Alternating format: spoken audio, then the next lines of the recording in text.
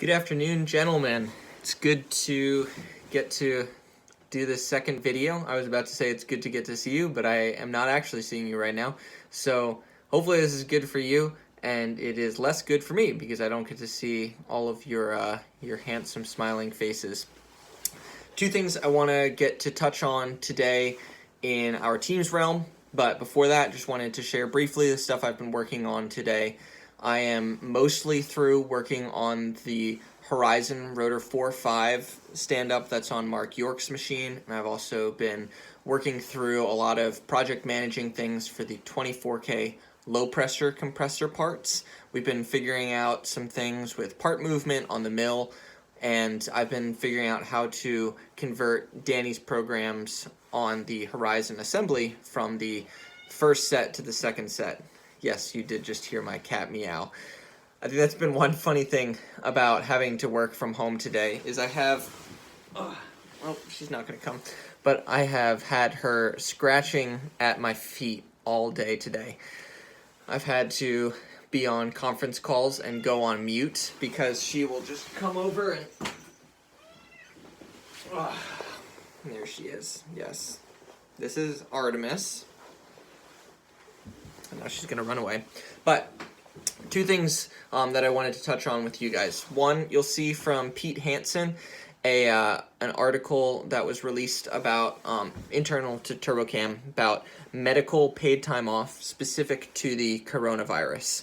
So please familiarize yourself fully with that. You'll see that there's a 40-hour amount for people who are kind of on the pre-coronavirus preventative side, and then 80 hours for if you are on the I have coronavirus or somebody in my family does.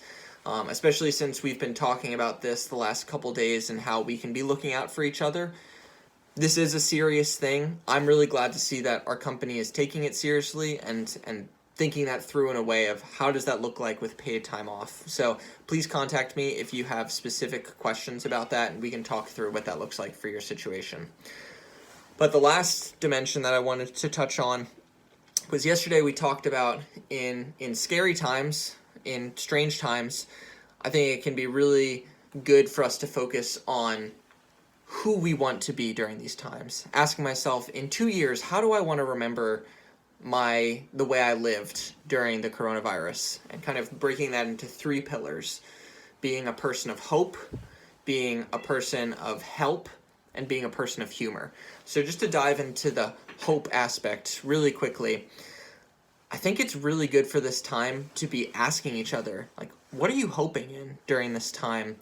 You know, I think one of the things we can hope in is we can hope in the future. We can make plans today for things tomorrow. I've found that that's been something that's been very helpful for me, kind of thinking about my goals and realizing that we might be really zoomed in on this right now, but we don't know how long it will be. So this is a good time to kind of cast a longer vision for ourselves. And you each know that I'm a person of faith, and I am not using this as a plug for that, but you can think, I'm thinking that being a person of hope is fundamental to what it means to be human.